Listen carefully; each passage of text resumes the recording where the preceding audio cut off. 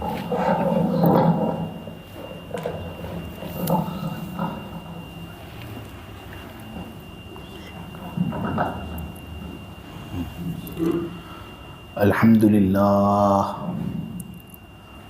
لله نحمده ونستعينه ونستغفره ونؤمن به ونتوكل عليه ونعوذ بالله من شرور أنفسنا ومن سيئات أعمالنا من يهده الله فلا مضل له ومن يضلله فلا هادي له ونشهد أن لا إله إلا الله وحده لا شريك له ونشهد أن سيدنا ومولانا وحبيبنا محمدا عبده ورسوله الحمد لله وكفى والصلاة والسلام على رسوله المصطفى وعلى عباده الذين ارتضى ومن بهداهم اهتدى وبآثار أهل المدينة اكتفى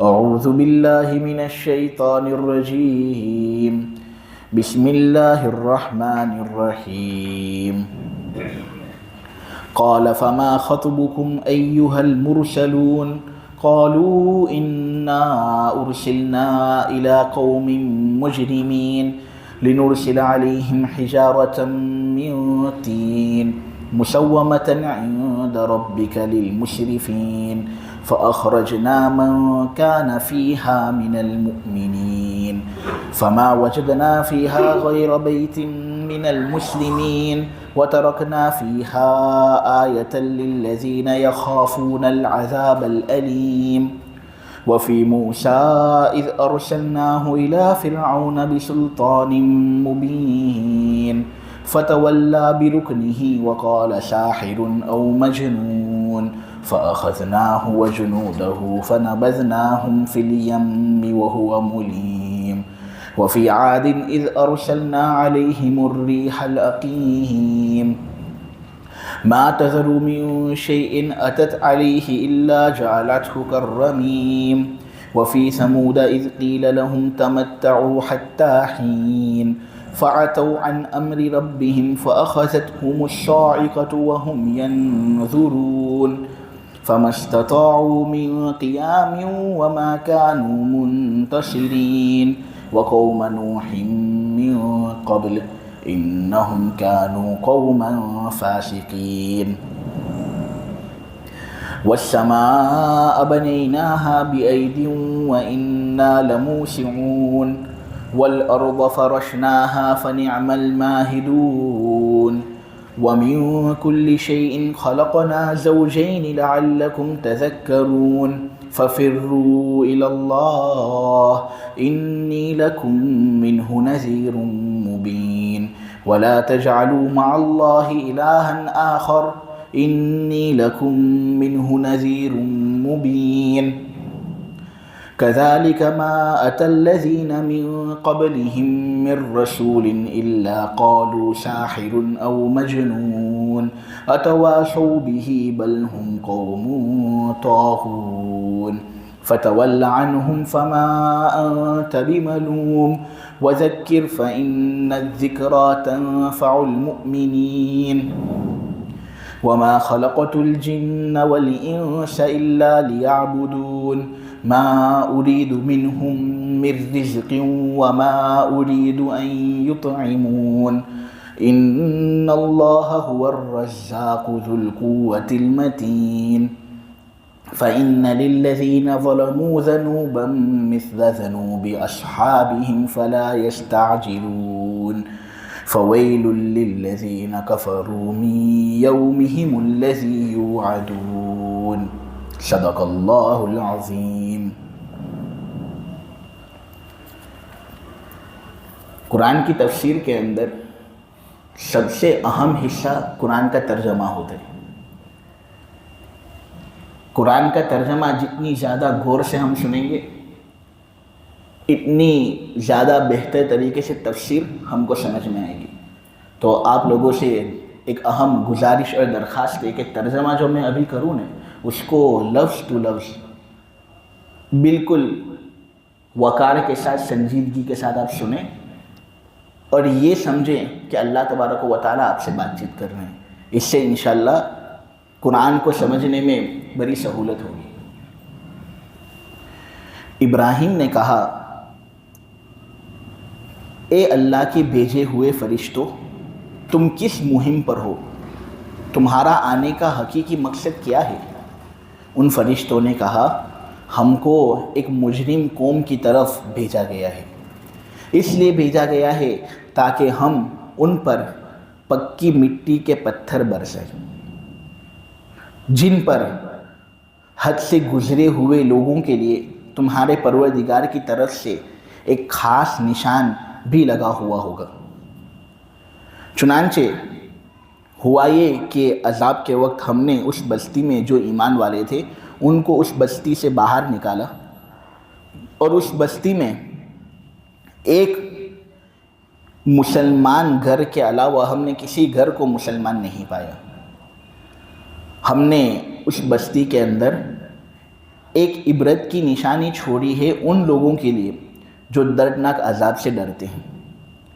موسیٰ کے واقعے کے اندر بھی ہم نے ایک عبرت کی نشانی چھوڑی ہے ڈرنے والے لوگوں کے لیے، جب ہم نے موسیٰ کو فرعون کے پاس واضح نشانیوں کے ساتھ بھیجا تھا.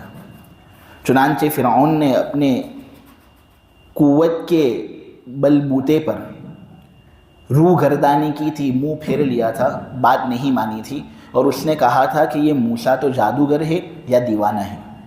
ہم نے اس کو اور اس کے لشکر کو پکڑ میں لے لیا اور ہم نے ان کو دریا میں پھینک دیا، اور وہ فرعون ملامت کے لائق ہی تھا. عاد کے واقعے کے اندر بھی ہم نے عبرت کی نشانی چھوڑی ہے ڈرنے والے لوگوں کے لیے، جب ہم نے ان پر ایک ایسی ہوا بھیجی تھی جو ہر بھلائی سے خالی تھی. وہ ہوا جس چیز پر بھی گزرتی وہ اس کو اس طرح چھوڑتی تھی کہ وہ چیز بالکل ریزہ ریزہ ہو جاتی تھی. یعنی یہ ہوا جس چیز پر بھی گزرتی تھی وہ اس کو ریزہ ریزہ کر ڈالتی تھی. سمود کے واقعے کے اندر بھی ہم نے ایک عبرت کی نشانی چھوڑی ہے، جب ان سے یہ بات کہی گئی تھی کہ تم مزے اڑا لو ایک مدت تک کے لیے، اس کے بعد تم پر عذاب آئے گا. چنانچہ انہوں نے کوئی پرواہ نہیں کی اور اپنے پروردگار کے حکم سے سرکشی کی. ایک کرک نے ان کو پکڑ میں لے لیا اور وہ دیکھتے ہی دیکھتے رہے. ان کے اندر نہ کھڑے رہنے کی طاقت باقی رہی، نہ وہ اس قابل رہے کہ خود اپنا بچاؤ کر سکے. ہم نے ان سے پہلے نوح کی قوم کو بھی پکڑ میں لیا تھا. یقیناً وہ بھی ایسے لوگ تھے جو اللہ تبارک و تعالیٰ کی اطاعت سے باہر نکل چکے تھے.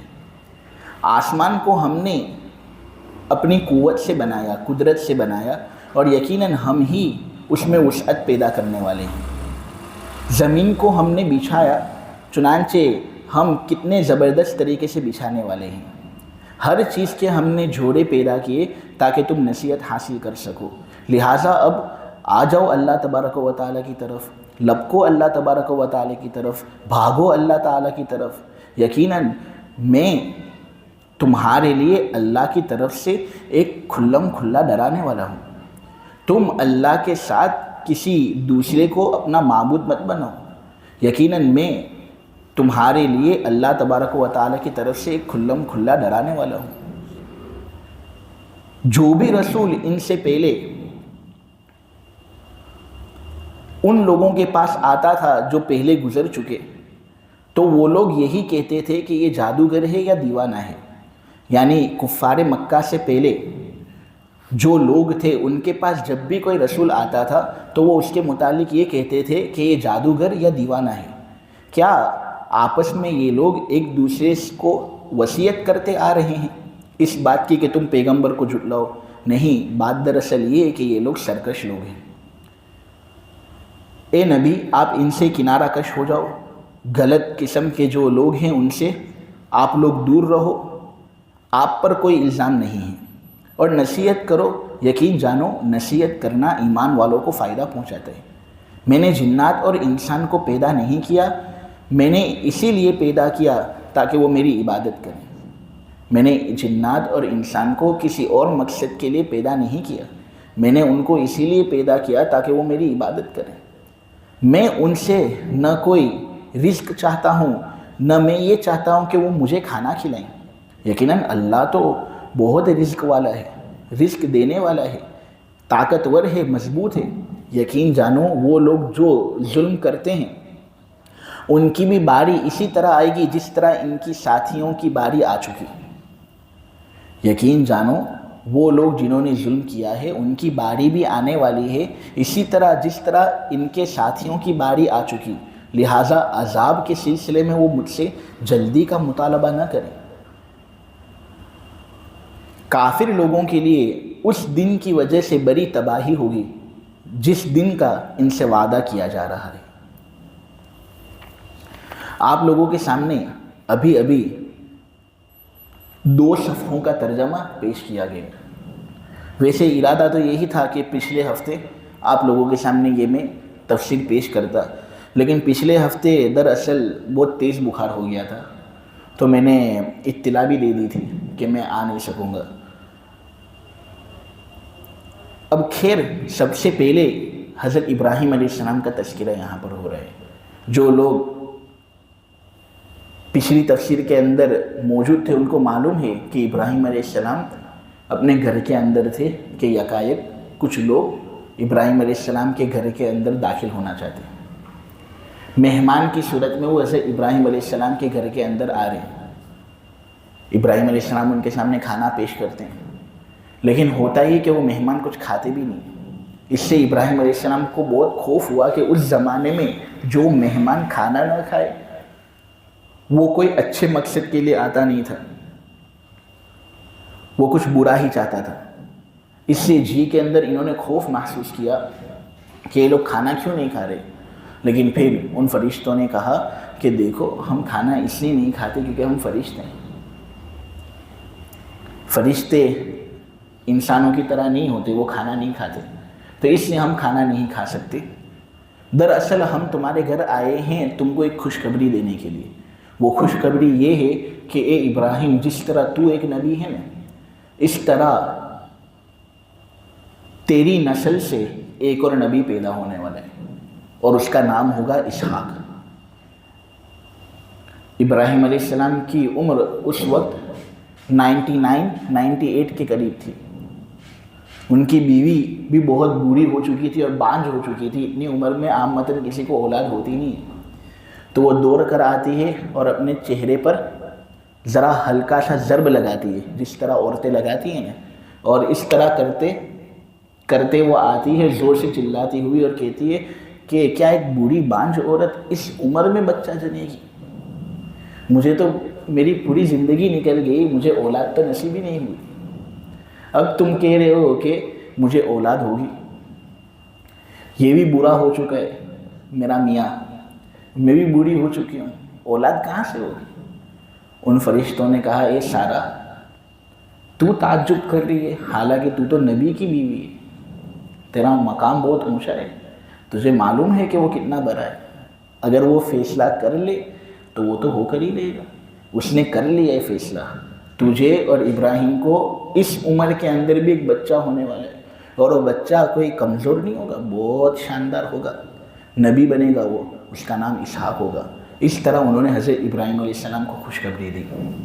چنانچہ پھر حضرت ابراہیم علیہ السلام کو 100 سال کی عمر میں حضرت اسحاق علیہ السلام ملے۔ ابراہیم علیہ السلام کا کچھ تعارف میں آپ لوگوں کے سامنے پیش کر لوں۔ یہ ابو الانبیاء کہلاتے ہیں، ان کو نبیوں کا باپ کہا جاتا ہے، اس لیے کہ اکثر نبی جو تھے نا وہ حضرت ابراہیم علیہ السلام کی نسل سے پیدا ہوئے۔ ابراہیم علیہ السلام یہ حضرت ہود علیہ السلام کی نسل سے تھے۔ ہود علیہ السلام کے ایک لڑکے تھے فالغ، فالغ کا ایک لڑکا تھا ارغوا، ارغوا کا ایک لڑکا تھا ساروغ، ساروغ کا ایک لڑکا تھا ناہور، ناہور کا لڑکا تھا تاریخ، اور تاریخ کے لڑکے تھے حضرت ابراہیم علیہ السلام۔ ان کے ابا کا نام تھا تاریخ، اور یہ بت کی عبادت کرتا تھا۔ حضرت ابراہیم علیہ السلام نے اس کو بہت سمجھایا کہ بھائی بتوں کی عبادت مت کر، لیکن عبادت تو کرتا ہی تھا، ساتھ ساتھ مورتیاں بھی بناتا تھا تاکہ اور لوگ بھی عبادت کریں۔ اسی لیے قرآن کے اندر اس کو آزر کہا گیا، حالانکہ آزر اور طارق دونوں ایک ہی شخص ہیں۔ ایسا ہے نہیں کہ ابراہیم علیہ السلام کے والد صاحب کا نام آزر تھا، طارق نہیں، طارق بھی نام ہے حضرت ابراہیم علیہ السلام کے والد کا نام، اور حضرت ابراہیم علیہ السلام کے والد کا نام آزر بھی ہے۔ طارق حقیقی نام تھا جیسا کہ تورات میں ہے، اور ان کا وصفی نام تھا آزر۔ آزر کہتے ہیں وہ آدمی جو بتوں سے بہت محبت کرتے ہیں۔ علامہ سہیلی روز الانف کے اندر یہ بات لکھتے ہیں کہ چونکہ یہ بتوں سے بہت محبت کرتا تھا نا، اس لیے اس کو آزر کہا گیا، حالانکہ حقیقی نام اس کا طارق تھا۔ تو ابراہیم علیہ السلام نے عراق کے اندر پہلے دین پھیلایا، قصبے ار کے اندر جو آج کے زمانے میں تل المکیر کے نام سے مشہور ہے، وہاں والد صاحب کو بہت سمجھایا، لیکن والد صاحب سمجھے نہیں، تو حضرت ابراہیم علیہ السلام پھر ان کو چھوڑ کر چلے گئے۔ چھوڑ کر جاتے ہیں تو عراق ہی کے اندر جاتے ہیں، ار الکلدانیین والا جو علاقہ ہے اس میں رہتے ہیں۔ وہاں پر حضرت لوط علیہ السلام جو ان کے برادر زادہ تھے، ان کے بھتیجے تھے، ابراہیم علیہ السلام کے ایک بھائی تھے جن کا نام تھا ہاران کے بیٹے تھے لوط علیہ السلام۔ تو وہاں پر حضرت لوط علیہ السلام کی پرورش ابراہیم علیہ السلام نے کی، اور وہاں لوط علیہ السلام، حضرت ابراہیم کی بیوی حضرت سارہ، لوط کی بیوی، سب مل کر پھر سفر کرتے ہیں ترکی کا، اور ترکیہ کے اندر جو حران نام کا علاقہ ہے نا، وہاں جاتے ہیں یہ لوگ دین پھیلانے کے لیے۔ پھر وہاں سے یہ لوگ جاتے ہیں فلسطین کے اندر جو غربی اطراف ہے نا، جس کو نابلس کہا جاتا ہے، وہاں پر حضرت ابراہیم علیہ السلام، حضرت سارہ وغیرہ سب ٹھہرتے ہیں، اور پھر وہاں سے حضرت ابراہیم علیہ السلام مصر جاتے ہیں۔ مصر میں پھر ان کو حضرت حاجرہ ملتی ہے، حضرت حاجرہ کے ساتھ نکاح ہوتا ہے، اسماعیل علیہ السلام پیدا ہوتے ہیں۔ لیکن پھر حضرت حاجرہ جو نئی دلہن تھی، ان کے یہاں حضرت اسماعیل علیہ السلام پیدا ہوئے، اور حضرت سارہ جو قدیم دلہن تھی، پرانی دلہن، ان کے یہاں پر کوئی اولاد نہیں ہے، تو دونوں بیویوں کے مابین کچھ انبن ہو گئی۔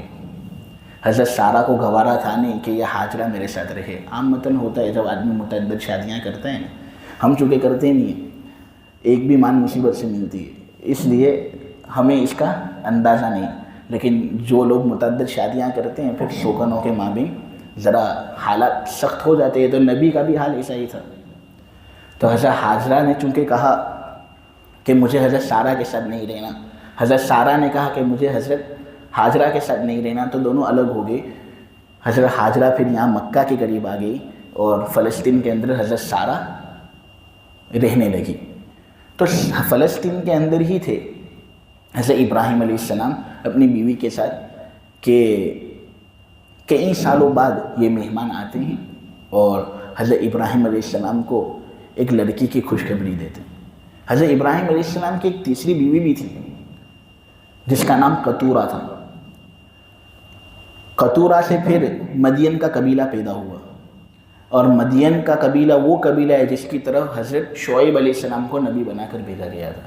تو اس طرح حضرت آدم علیہ السلام کے بعد حضرت ابراہیم علیہ السلام کو بہت اونچا درجہ حاصل ہے، اور نبیوں کا سلسلہ تقریباً انہی سے چلا ہے، اس لیے ان کو ابو الانبیاء کہا جاتا ہے۔ وہ فرشتے خوشخبری دینے کے لیے تو آئے تھے، لیکن ان کا حقیقی مقصد کچھ اور تھا۔ حضرت ابراہیم چونکہ نبی تھے اور بڑے ذہین تھے، اس لیے وہ اس مقصد کو پہچان گئے۔ تو انہوں نے پوچھا، اے اللہ کے بھیجے ہوئے فرشتوں، تم کس مہم پر ہو؟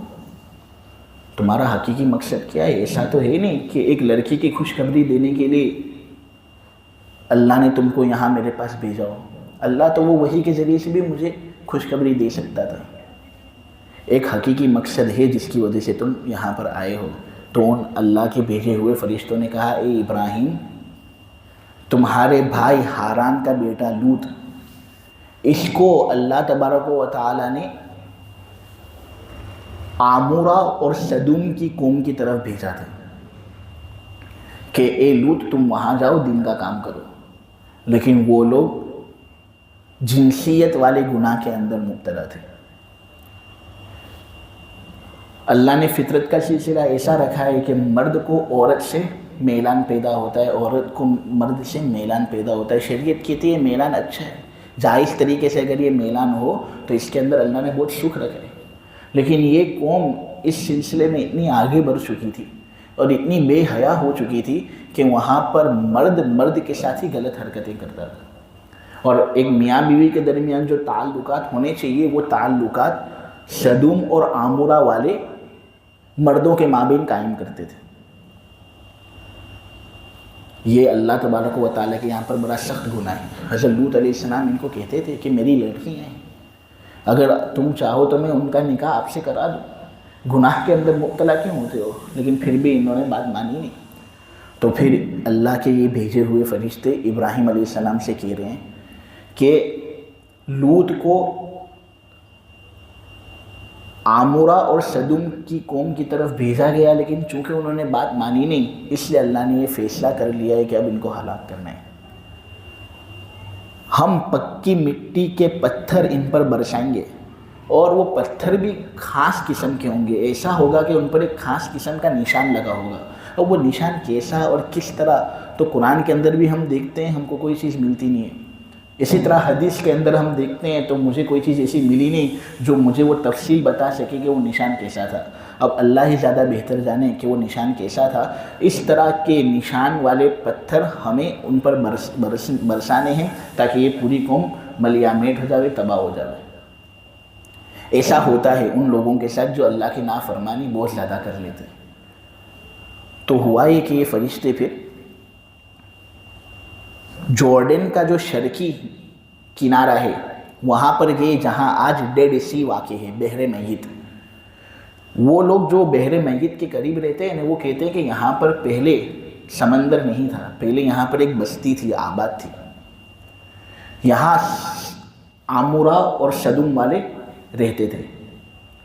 لیکن ہوا یہ کہ فرشتوں نے عذاب ان پر نازل کیا، اتنا خطرناک عذاب تھا کہ بھونچال آئے، سخت زلزلے آئے، آسمان سے پتھر برسے، نشان والے پتھر، تو پوری زمین کا تختہ ہی الٹ دیا گیا، جس کے نتیجے میں وہ زمین پانی کے نیچے 400 میٹر نیچے چلی گئی اور پانی ابھر آیا، اور آج ڈیڈ سی وہاں پر ہے۔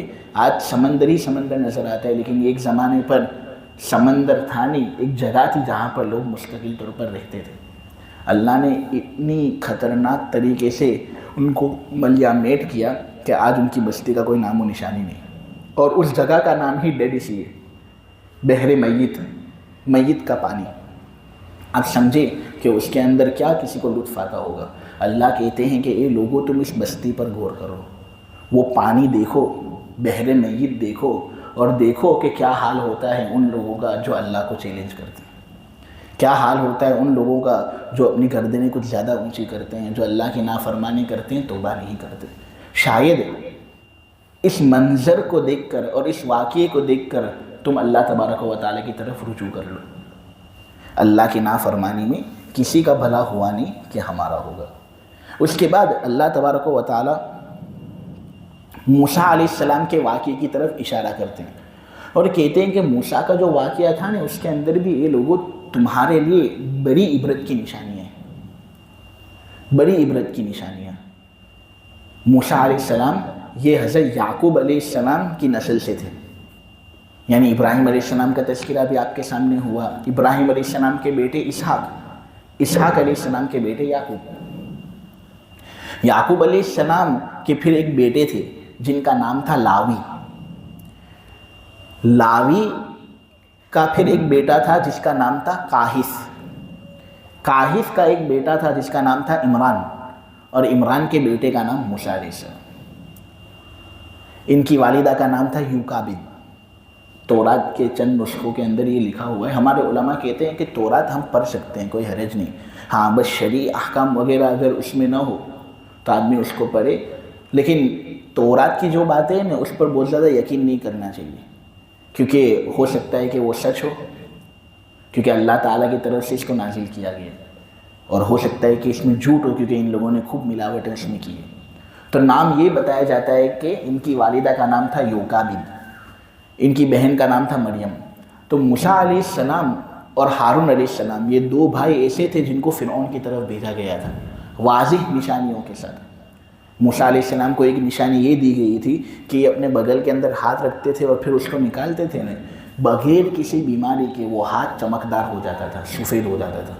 اب اگر کوئی عام آدمی اس طرح کرے تو لوگ اس کی طرف متوجہ ہوں گے کہ یہ کس طرح کر رہا ہے۔ موسیٰ علیہ السلام کو اللہ نے یہ قدرت دی تھی اس لیے تاکہ لوگ موسیٰ کی بات مانیں، فرعون موسیٰ کی بات مان لے۔ موسیٰ علیہ السلام کو ایک اور علامت یہ بھی دی گئی تھی کہ ان کی جو لاٹھی تھی جب وہ ان کو پھینکتے تھے تو وہ لاٹھی سانپ بن جاتا تھا۔ یہ بھی موسیٰ علیہ السلام کا ایک کرشمہ تھا جو اللہ تبارک و تعالیٰ نے اپنی طرف سے موسیٰ کے ہاتھ پر ظاہر فرمایا۔ ایسی بہت سی چند نشانیاں تھیں۔ کہتے ہیں کہ فرعون کے ڈوبنے سے پہلے موسیٰ علیہ السلام پر 10 صحیفے بھی نازل ہوئے تھے، اور فرعون کے ڈوبنے کے بعد ایک صحیفہ نازل ہوا تھا جس کا نام تورات ہے۔ ٹوٹل 11 صحیفے موسیٰ علیہ السلام پر نازل ہوئے۔ تو واضح نشانیوں کے ساتھ موسیٰ اور ہارون کو فرعون کے پاس بھیجا گیا۔ فرعون کسی خاص شخص کا نام نہیں، ایک لقب ہے۔ دراصل فارا اوہ سے فرعون بنا ہے۔ فارا کہتے ہیں اونچا، او یعنی محل، اونچا محل۔ یہ چونکہ بہت اپنے آپ کو اونچا سمجھتے تھے یہ لوگ، اس لیے اپنے آپ کو فرعون کہتے تھے۔ جیسے ہندوستان کے بادشاہ کو راجا کہتے ہیں، ترکی کا جو بادشاہ ہوتا ہے اس کو سلطان کہتے ہیں، اپنے چین کے بادشاہ کو خاقان کہتے ہیں، روم کا بادشاہ کیسر، ایران کا بادشاہ کسرا۔ تو یہ سب بادشاہوں کے لقب ہیں۔ تو اسی طرح مصر کا جو بادشاہ اس زمانے میں ہوتا تھا نا، اس کو فرعون کہا جاتا تھا۔ اب موسیٰ علیہ السلام کو اور ہارون علیہ السلام کو فرعون کی طرف جو بھیجا گیا، اس فرعون کا نام کیا تھا؟ تو بہت سے مصری سائنٹسٹ یہ کہتے ہیں کہ اس فرعون کا نام رمسیس دوم تھا جس کی طرف موسیٰ علیہ السلام کو بھیجا گیا، اور یہی زیادہ سمجھ میں آتا ہے۔ بہت سے لوگ یہ کہتے ہیں کہ موسیٰ علیہ السلام کے زمانے میں 2 فرعون تھے، ایک رمسیس دوم جس کے گھر میں موسیٰ علیہ السلام نے پرورش پائی، جس کے ساتھ بچپن اپنا گزارا، اور پھر جب یہ مدین چلے گئے تھے تو پھر اس رمسیس دوم کی 150 اولاد تھی۔ ان 150 اولاد میں سے 13ویں نمبر پر ایک لڑکے کا نام تھا منفتح، یہ دوسرا فرعون جس کی طرف موسیٰ کو بھیجا گیا۔ یہ وہ تھا سرکش جس نے موسیٰ کی بات نہیں مانی، تو موسیٰ علیہ السلام کے ذریعے اس پر عذاب نازل ہوا، دریا کے اندر اس کو ڈبویا گیا۔ چند علماء یہ کہتے ہیں، لیکن اپنے کو بہت زیادہ یہ سمجھ میں اس لیے نہیں آتا کیونکہ منفتح کی جب تاریخ ہم پڑھتے ہیں، ہسٹوری ہم پڑھتے ہیں، تو اس کا کوئی تکبر ہمارے سامنے آتا نہیں، کوئی غرور کا ثبوت ہمارے سامنے آتا نہیں۔ حالانکہ فرعون جو تھا اس کا غرور اور تکبر تو مشہور ہے۔ ہاں، رمسیس دوم کے بارے میں ہم پڑھتے ہیں تو اس کے بارے میں ہم کو لکھا ہوا ملتا ہے کہ یہ بہت اونچے اونچے محل بناتا تھا، اپنے نام کی مورتیاں بناتا تھا، اور تکبر بھی عجیب و غریب کرتا تھا۔ اور آج کل بحر کلزم سے جس فرعون کی لاش ملی ہے وہ رمسیس دوم ہی کا بدن ہے۔ معلوم ہوا کہ فرعون ایک ہی تھا موسیٰ علیہ السلام کے زمانے میں، اور موسیٰ علیہ السلام کو اس رمسیس دوم کی طرف بھیجا گیا تھا۔ موسیٰ علیہ السلام اور ہارون علیہ السلام فرعون سے 2 باتیں چاہتے تھے۔ وہ یہ چاہتے تھے کہ ایک تو یہ کہ تو اپنے آپ کو خدا کہنا بند کر دے، اللہ کے ساتھ کسی کو شریک مت کر، اللہ کو اپنا رب مان لے۔ نمبر 2، ظلم کرنا بند کر دے، بنو اسرائیل کو جو تو نے قید کر لیا اس کو تو چھوڑ دے، اس کو ہمارے حوالے کر دے۔ یہ 2 چیزیں وہ چاہتے تھے، لیکن وہ ان 2 باتوں میں سے ایک بات بھی نہ مانا، تو اللہ کی طرف سے یہ بات طے ہو گئی کہ اب ان کو ہلاک کرنے۔ موسیٰ علیہ السلام پر وحی آتی ہے کہ اب میرے بندوں کو لے کر بحر کلزم کے راستے سے جانا، اور وہاں جا کر ان کو فلسطین لے جاؤ، ان کو بھگا کر لے جاؤ، مصر سے اب فلسطین تم کو جانا ہے۔ اب مصر سے فلسطین جانے کے جو راستے ہیں وہ 2 طرح کے راستے ہیں معروف و مشہور، ایک ہے خشکی کا راستہ اور ایک ہے سمندری راستہ۔ تعجب کی بات یہ ہے کہ جو خشکی کا راستہ ہے وہ قریب ہے، اس میں سمندر کو بھی پار کرنا نہیں پڑتا۔ موسیٰ علیہ السلام کو اللہ نے حکم جو دیا وہ اس خشکی کے راستے کے متعلق دیا نہیں، اگرچہ یہ قریب تھا، اور موسیٰ علیہ السلام کو حکم دیا کہ تم دور کا راستہ اختیار کرو، سمندری راستہ اختیار کرو۔ اللہ کو پہلے سے یہی منظور تھا کہ یہ تمہارا پیچھا کرے گا، تم کو آزمائش میں مبتلا کیا جائے گا، اس کو مجھے سمندر کے اندر ہلاک کرنے۔ موسیٰ علیہ السلام کو معلوم نہیں کیا ہونے والے، جو بنو اسرائیل تھے وہ بھی سب بالکل ڈر گئے تھے، شہم گئے تھے۔ جب اپنے سامنے انہوں نے دریا دیکھا، بحر کلزم دیکھا، تو کہنے لگے کہ فرعون ہمارے پیچھے، سمندر ہمارے آگے، اے موسیٰ تو نے تو ہمیں ہلاک کر دیا۔ موسیٰ کو بھی کچھ معلوم نہیں کہ کیا ہوا، اللہ نے جو میری طرف وحی بھیجی اس وحی پر میں نے تو عمل کی۔ اللہ دراصل یہ سبق سکھانا چاہتا تھا کہ جو میں کہوں نے وہ کر لیا کرو، تم کو سمجھ میں آوے تب بھی کرو، نہ سمجھ میں آوے تب بھی کرو، اس میں تمہارے لیے خیر ہے۔ بہت سی چیزیں ایسی ہوتی ہے کہ شاید تم یہ سمجھو کہ یہ میرے لیے نقصان دہ ہے، لیکن اس میں تمہارے لیے اللہ نے خیر کثیر رکھ دی ہو، تم کو کیا معلوم؟ تمہارا ذہن تو بالکل محدود ہے، کم ذہن ہے، 1.5 کلو کا ذہن ہے۔ اس کے ذریعے سے ہم اللہ کی حکمتوں کو کس طرح جان سکتے ہیں؟ موسیٰ علیہ السلام نے کہا کہ مجھے میرے رب پر بھروسہ ہے، وہ مجھے راستہ بتائے گا، کچھ نہ کچھ ہوگا۔ یکایک وہی آئی کہ اپنی جو لاٹھی ہے وہ سمندر پر مارو۔ اب بحر کلزم تو بہت بڑا ہے نا، اس کے اندر آج کے زمانے میں جو خلیج سویز ہے وہ والا حصہ پھر سیپریٹ ہوا اور اس طرح اس کو پھاڑا گیا اور وہاں سے راستہ بنا۔ موسیٰ علیہ السلام سب فلسطین وغیرہ پہنچ گئے اور فرعون جو تھا وہ ان کا پیچھا کر رہا تھا۔ جب موسیٰ علیہ السلام و بنو اسرائیل دوسری جگہ پر پہنچ گئے تو اللہ نے حکم دیا تو پورا سمندر اس طرح فرعون کو کھا گیا اور اس کے لشکر کو کھا گیا۔ یہاں پر اسی عذاب کا تذکرہ ہو رہا ہے۔ آج کل کے زمانے میں اگر ہم دیکھیں نا تو وہ خشکی کا راستہ بھی سمندری راستہ بن گیا ہے۔ موسیٰ علیہ السلام کے زمانے میں وہ خشکی کا راستہ تھا، اور اگر آپ دیکھیں تو پہلے وہ خشک ہی تھا، لیکن آج کل وہ مشینوں کے ذریعے سے اس کو ذرا ڈرل کیا گیا ہے، اس کو کھودا گیا ہے اور کھود کر نہر کلزم جو ہے نا اس کو نہر روم کے ساتھ یعنی میڈیٹرینین سی کے ساتھ ملایا گیا ہے، تو وہاں پر بھی ذرا اب سمندری راستہ ہی ہے، لیکن پہلے کے زمانے میں وہاں پر خشکی ہوتی تھی۔ اس کے بعد اللہ تبارک و تعالیٰ نے قوم عاد کے واقعے کی طرف اشارہ کہا اور یہ بات کہی کہ عاد کی قوم کے اندر بھی اے لوگوں تم ذرا غور کرو، اس کے اندر بھی تمہیں عبرت کی بڑی نشانیاں ملیں گی اور تم کو پتہ چلے گا کہ ان لوگوں کا کیا حال ہوتا ہے جو میری نافرمانی کرتے ہیں۔ ہود علیہ السلام جس کی نسل سے حضرت ابراہیم علیہ السلام پیدا ہوئے، وہ حضرت نوح علیہ السلام کی نسل سے پیدا ہوئے۔ نوح علیہ السلام کے لڑکے کا نام تھا سام، سام نام رکھنا بھی جائز ہے۔ سام کے لڑکے کا نام تھا ارفخشد، ارفخشد کے لڑکے کا نام تھا شالخ، اور شالخ کے لڑکے کا نام تھا ہود۔ ہود علیہ السلام اس طرح حضرت ابراہیم علیہ السلام سے بھی پہلے تھے، ان کو عاد کی طرف بھیجا گیا تھا کیونکہ یہ عاد ہی سے تعلق رکھنے والے ایک شخص تھے۔ عاد ایک قبیلہ ہے، اس سے ان کا تعلق تھا حضرت ہود کا، اس لیے عاد کی طرف ان کو بھیجا گیا کیونکہ اللہ کا یہ دستور ہے کہ جس قوم کو ڈرانا مقصود ہوتا ہے نہیں تو اس قوم کو ڈرانے کے لیے اللہ جو پیغمبر منتخب کرتے ہیں وہ اسی قوم سے تعلق رکھتے ہیں۔ اس میں ایک ہمدردی ہوتی ہے، ایک جذبہ ہوتا ہے اپنے لوگوں سے، تو اس لیے جو کام وہ کر سکتا ہے اس کا گھیر کر ہی نہیں سکتا۔ حضرت ہود علیہ السلام کا دوسرا نام تھا عابر۔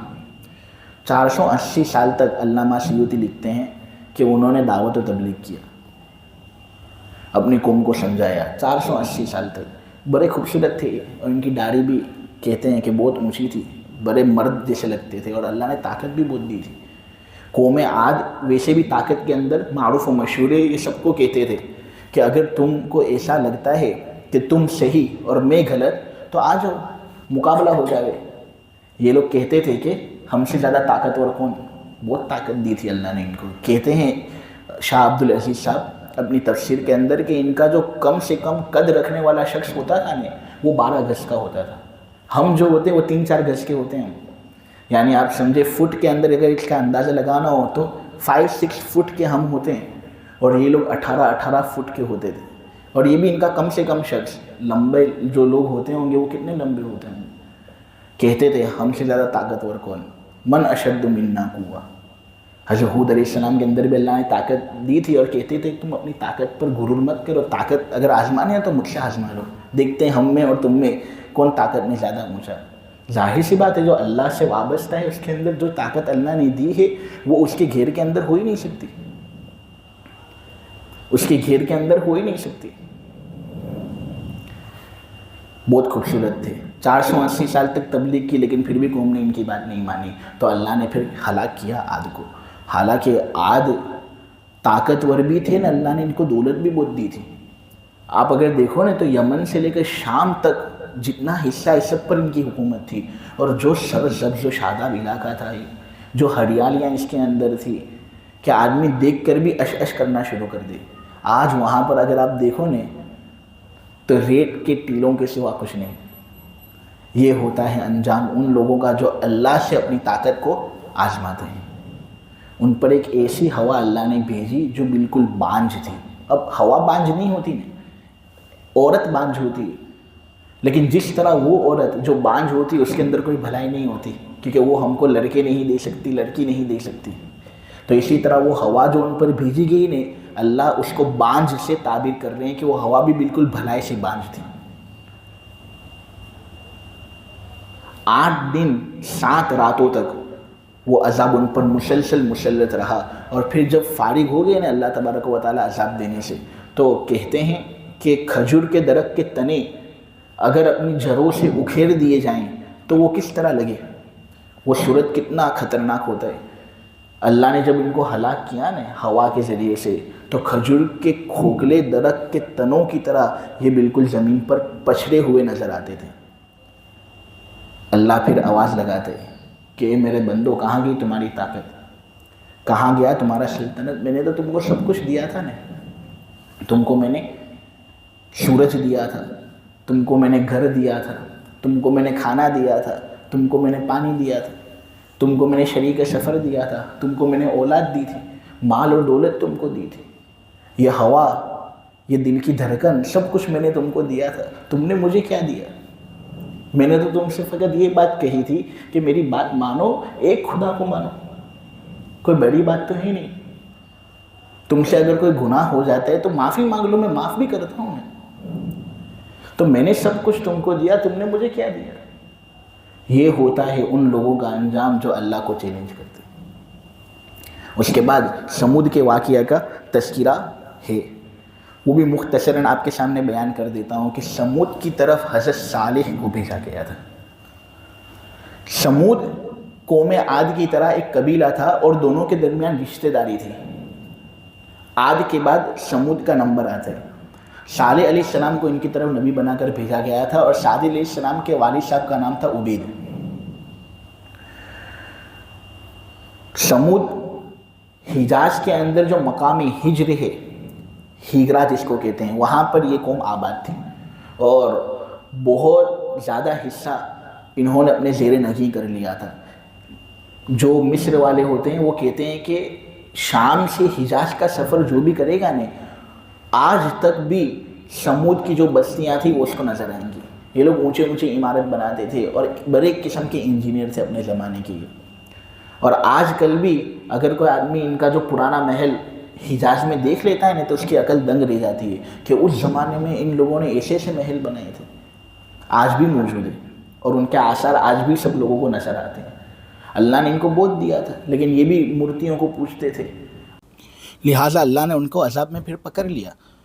جبرائیل علیہ السلام نے ایک چیخ ماری، جس چیخ کی کڑک کی وجہ سے ان کے کلیجے پھٹ گئے، اور پھر زلزلہ آیا، اور زلزلے کی وجہ سے اللہ تبارک و تعالیٰ نے ان کو ملیامت کر دیا. یہ ہوتا ہے ان لوگوں کا انجام جو اللہ تبارک و تعالیٰ کے سامنے تکبر کرتے ہیں اور اللہ کی بات مانتے نہیں. اب یہاں آخر میں اللہ تبارک و تعالیٰ فرما رہے ہیں کہ عاد اور سمود سے پہلے نوح علیہ السلام کی قوم بھی تھی، جو بہت زیادہ حد سے آگے بڑھ چکی تھی. پیغمبر کا مذاق بناتی تھی، نوح علیہ السلام کا مذاق بناتی تھی. ارے یہ لوگ تو پیغمبر کو مارتے تھے. جب اللہ تبارک و تعالیٰ نے ان کے عذاب کا فیصلہ کیا تو اللہ تبارک و تعالیٰ نے نوح علیہ السلام کو حکم یہ دیا کہ تم کشتی بناؤ، ایک طوفان آنے والا ہے، اس کشتی کے ذریعے سے اللہ ایمان والوں کی حفاظت کرے گا. جب نوح علیہ السلام اور ان کی قوم اس طرح کشتی بنانے کے اندر مشغول تھی تو جو قوم کا نافرمان والا حصہ تھا وہ ایمان والوں کا مذاق اڑانے کے اندر مشغول ہو گئے، اور خوب نوح علیہ السلام کا مذاق بناتے تھے اور مذاق اڑاتے تھے. نوح علیہ السلام اور ایمان والے جو نوح علیہ السلام کے ساتھ تھے انہوں نے ان کو دیکھ کر کہا کہ دیکھو آج تمہارے حالات اچھے ہیں اور شاید تمہارے مقابلے میں ہمارے حالات اتنے اچھے نہیں. آج تم عزیز ہو اور کریم ہو اور شاید ہم اتنے زیادہ عزیز نہیں ہوں گے. تمہارے پاس مال و دولت ہے، ہمارے پاس مال و دولت نہیں. آج ہنس لو، تم کو جتنا ہنسنا ہو، لیکن یہ بات یاد رکھنا ایک زمانہ ایسا آئے گا کہ جس طرح تم آج ہنس رہے ہو ہم پر، ہم بھی تم پر ہنسیں گے، اور اس وقت ہم زیادہ عزیز اور کریم ہوں گے اور ہمارا مقام زیادہ اونچا ہوگا اور تم رو رہے ہوگے۔ لہٰذا اللہ کے عذاب سے ڈرو، یہ بالکل حرکت مناسب نہیں۔ لیکن خیر وہ لوگ نہ ڈرے، انہوں نے نوح علیہ السلام کی بات نہیں مانی، ان کو مجنون کہا، دیوانہ کہا۔ خود نوح علیہ السلام کا بیٹا اپنے باپ کی بات نہیں مان رہا تھا، نوح علیہ السلام کی بیوی خود اپنے شوہر کو دیوانہ کہہ رہی تھی، تو اللہ نے پھر کافر لوگوں کو ہلاک کیا، اور پھر یہ صدا لگا دی گئی بعدا للقوم الظالمین، کہ تباہی ہو اور دوری ہو ان لوگوں سے جو ظلم کرنے والے ہیں۔